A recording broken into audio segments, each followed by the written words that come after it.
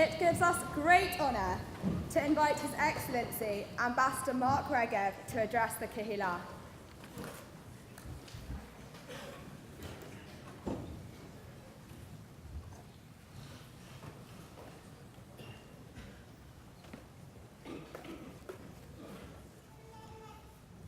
Chief Rabbi Mervis, His Worship the Mayor of Barnet, Mark Schutter, the Right Honourable Stephen Crabb, Member of Parliament Mike Threel, Member of Parliament Matthew Orford, Rabbi Lawrence, President of the Board of Deputies Arkosh and President of the United Synagogue PAC, Dayanim V'Rabbanim, and of course, all the members and friends of Bnei Akiva that make tonight possible. Thank you. Tonight, we commemorate Yom HaZikaron, the day when we all unite to remember the fallen. Those brave young men and women who paid the ultimate sacrifice so that Israel could be free. And when you walk around Israel, it's sometimes easy to forget that every inch of land that you see, someone had to fight for, and unfortunately, someone had to die for. You see that on Highway 1 when you drive up from Tel Aviv to Jerusalem, and you see the burnt-out vehicles on the side of the road that remind us of those convoys in 1948 that were going up to Jerusalem to free the besieged city. And it wasn't just on the road to Jerusalem. It was in the Regev, it was in the Galilee, it was in the north, it was in the south, all across the country. We are free as a people because others fought, and unfortunately some of them died to protect our freedom. And they were people's fathers, they were people's husbands, they were people's sons, and they were people's brothers. And we can never, ever forget their sacrifice. In addition, of course, there are the thousands upon thousands of wounded. We stand with them, we stand with the families of all the people who fought and died so Israel could be free. Those families we know suffer pain every day. And on this day, we stand especially with them, and we remember their sacrifice. I think it's incumbent upon all of us to continue to build Israel, to do justice to their memory and all that they have done.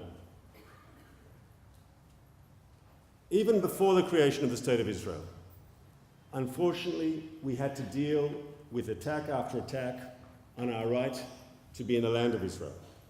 From the wave of violence in 1929, a wave in which included the massacre of the city, of the Jewish community of Hebron, through to the recent conflicts, whether in Gaza in 2014 or the wave of terrorist attacks, the stabbings we've seen over the last few months, we have had to defend ourselves against violent attacks. What is the cause of these attacks? What is the cause of the conflict? Why does the conflict continue?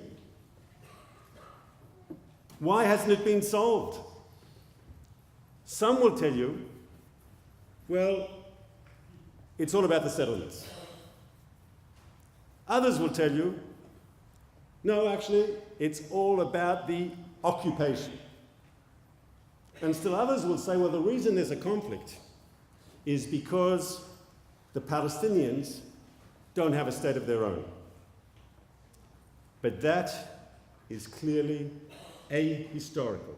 It doesn't stand up to the most elementary criticism, and I want to explain why. The conflict clearly predates 1967. We saw the young men and women of Bnei Akiva lighting candles for conflicts that were in 1948, 1956. What was that all about? That was before Israel took control of the West Bank. That's before we built a single settlement. What was that all about? And the idea that there's a conflict because there's no Palestinian state? The Palestinians were offered a state on numerous occasions. In 1937, the Peel Commission offered them a state and they said no. In 1947, UNSCOP, the United Nations, offered them a state and they said no again. In recent times, both at Camp David and at Annapolis, the Palestinians were offered a state, and again, they said no. They said they won't agree to a state that is alongside the Jewish state. The reason the conflict endures is unfortunately not because of the absence of a Palestinian state. The reason the conflict endures is because the Palestinians, unfortunately, until today, have refused to accept the legitimacy of the Jewish state. Even the so-called moderate leadership of the Palestinians today still refuses to accept the legitimacy of the Jewish state, that the Jewish people have a right to self-determination in a part of their historic homeland, that the Jewish people are entitled to independence and sovereignty of their own. That's the core of the conflict. And until our neighbours are willing to deal seriously with that issue, I'm afraid that the peace that we all want will unfortunately elude us. But the fact that we haven't yet achieved peace with our Palestinian neighbours, it doesn't mean we've sat down and done nothing. We have, over the past decades, built our country. We have gathered exiles from the four corners of the earth.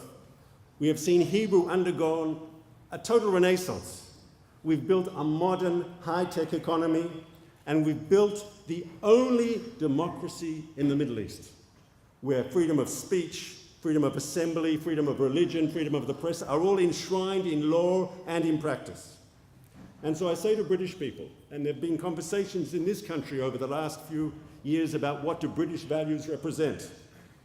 And when British people look at a country in the Middle East and search for a country that reflects their values, British values, values like democracy and the rule of law, individual liberty and tolerance, there is only one country in the entire Middle East that shares those values.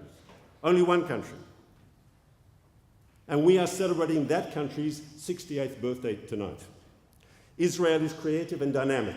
Israel is tolerant and free. Israel is colourful and exciting. Israel is in many ways an amazing success story. So on this Independence Day, let us all unite in celebrating Israel's many achievements. Chag Sameach to you all.